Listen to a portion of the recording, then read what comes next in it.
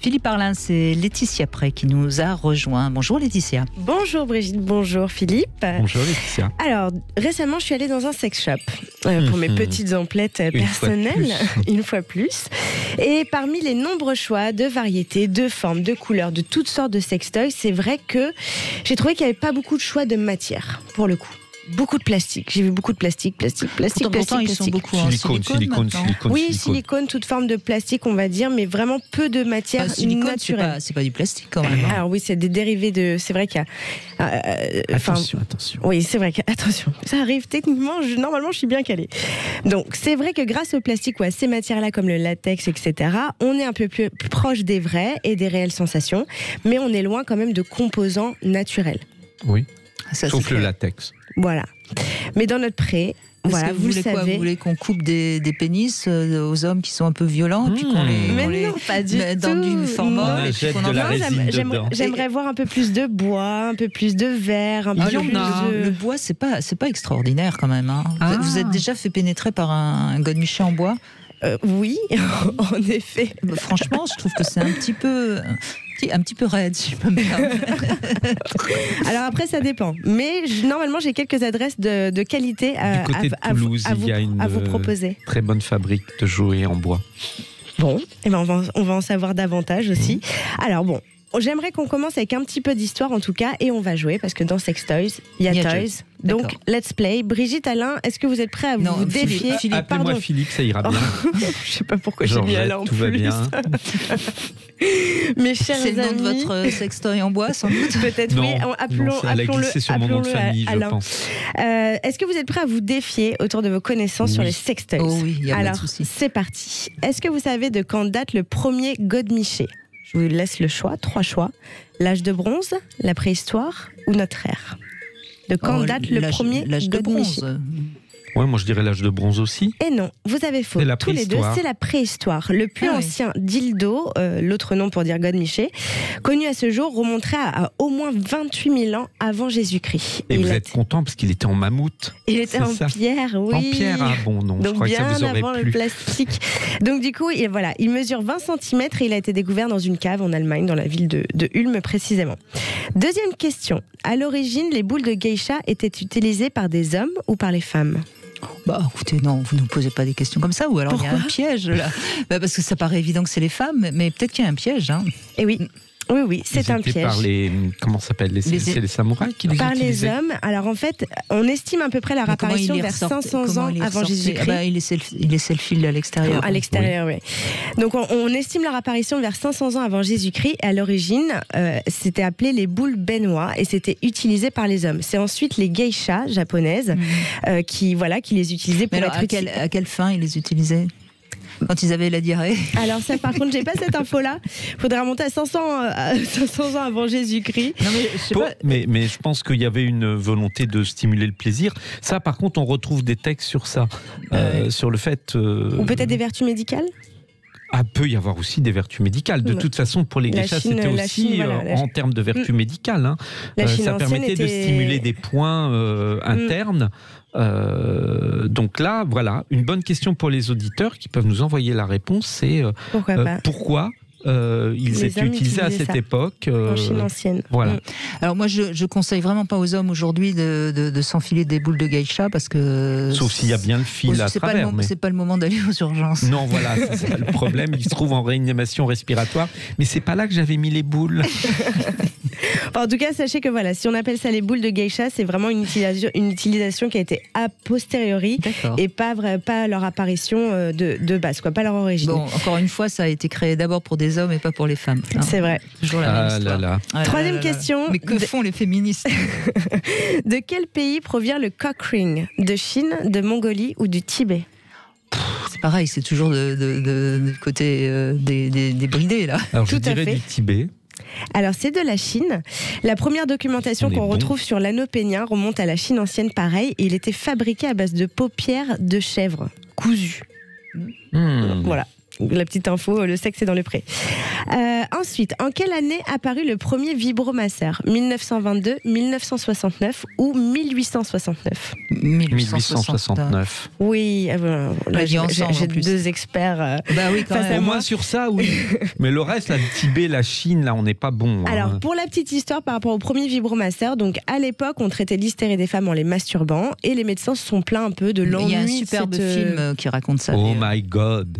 Vous avez pas vu le film ? Vous voyez le film, ça va absolument voir Oh my God. Oh my God. Okay. C'est très, très drôle. Magnifique. Et en plus, ça raconte bien le début du vibromasseur. Ouais. Je regarderai ça.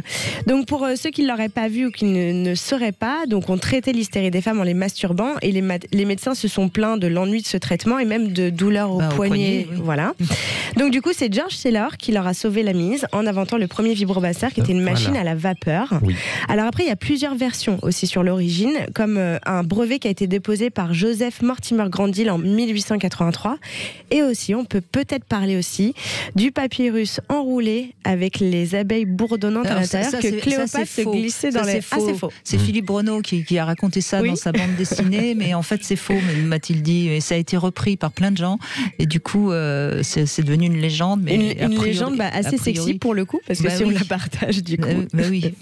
Alors, 5e question, le premier plug anal a été inventé par un Anglais, un Américain ou un Canadien ? Moi, je dirais un Anglais comme ça, mais bon, quelqu'un qui parlait anglais de toute façon, quoi. Oui, yes, un Canadien. Power plug. Alors non, c'est un Américain, c'est Frank E. Young, qui met au point un dilatateur rectal présenté comme un remède contre les hémorroïdes à l'époque, en 1892. Et c'est à la fin du siècle qu'il en vend des dizaines de milliers. Mais du coup, la vente a été arrêtée pour cause de publicité mensongère, visiblement. Mais plaisir assuré. Dernière question, en quelle année apparaissent les sextoys pour chiens ? 2007, 2009 ou 2011 ? Je dirais 2009.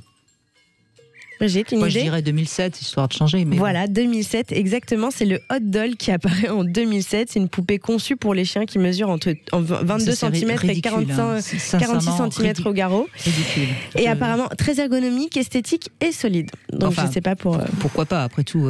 Mais là, il y a... évite les taches sur le pantalon. Il y a un transfert qui me paraît tout à fait évident. Hein. Voilà pour la petite historique des sextoys. Donc aujourd'hui, par rapport aux matières plastiques qui composent les sextoys, donc vous avez les phtalates que beaucoup de marques essayent de réduire puisque celles-ci sont pas mal nocives, notamment leur effet c'est un perturbateur endocrinien. Ensuite vous avez les sextoys à base de TPE, silicone, plastique ABS comme vous l'avez dit tout à l'heure, qui ne représentent aucun danger pour la santé et qui respectent des normes CE. Les sextoys composés d'autres matériaux que le plastique sont le latex, l'inox chirurgical, le verre, le bois, mais c'est ceux qu'on trouve quand même vachement moins dans les sex shops. En tout cas j'en ai pas vu beaucoup, mais j'ai déniché quelques adresses, comme les sextoys en bois de Thierry Germain, charpentier vosgien de 37 ans, qui connaît un vrai succès avec ses modèles Bowling, Lemon ou encore Paper.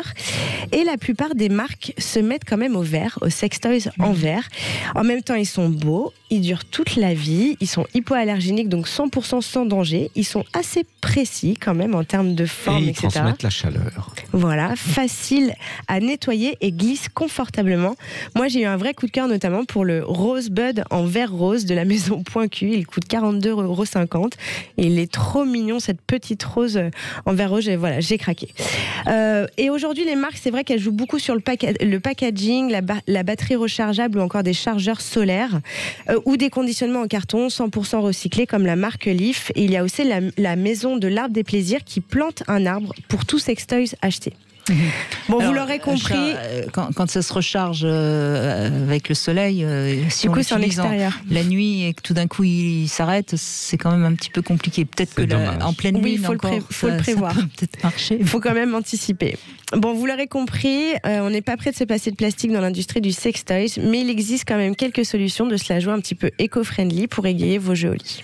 On peut retrouver les anciens, juste pour information, les geishas avaient dans leurs chaussures les chaussures étaient ouvertes au niveau du talon et dedans était introduit un mini sextoys et il y avait un système qui le retournait et donc elle pouvait se goder en étant assise. Ah oui, et allongée aussi, j'avais avec vu ça avec le talon.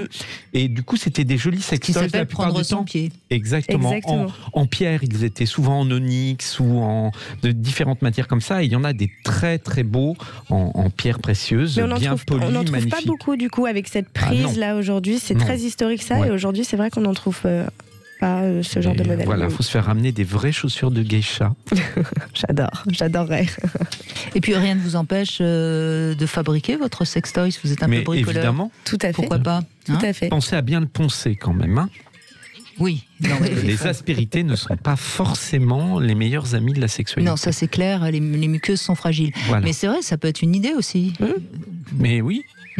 On va organiser des ateliers, voilà, des self-made pour les sextoys aujourd'hui en 2021, on adore. J'espérais qu'on aurait fini avec les légumes, mais là j'entends rien sur les légumes. Elle veut être verte, elle veut être bio. C'est très naturel, c'est vrai. Oui, c'est vrai que j'aurais pu faire. Franchement, la nature nous a quand même. Le concombre, la banane, oui, on est bien d'accord. On est bien d'accord. Mais on attend vos témoignages sur l'utilisation des légumes en sextoys aussi. Ça peut être très intéressant. Et en salade. Et en salade. Merci beaucoup Laetitia Préant. Bravo.